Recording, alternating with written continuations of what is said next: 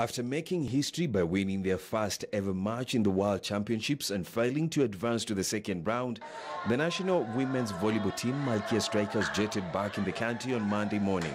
Kenya beat Kazakhstan 3-0 of 25-23, 25-22 and 25-21 in the opening match, but went on to lose the subsequent 4 matches against Serbia, Brazil, Puerto Rico and Dominican Republic to finish second last in Pool D. Mazoezi yetu haikuwa ile mazoezi mzuri.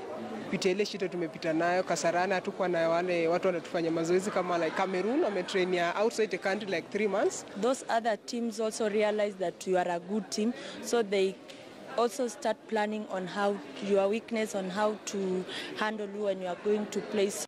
Despite failing to reach their target of advancing to the second round, the players say they have learned a lot of skills and vital lessons to help them perform better in the future. I've learned a lot, I've come with a lot of experience, of which I hope when I next call up for the national team, I think we are going to improve on our standards. Kenyan setter Jen Washu, who was voted as the 7th best setter in the world, is happy with debutants Sharon Chepchumba, Immaculate Chemutai, Lauren Chebet and Christine Siwa's performances in the World Championships. Washu is positive that with enough preparations, they will qualify for the Olympic. Malkia Strikers sahi waki-maintain tu team ikaipo kwanza.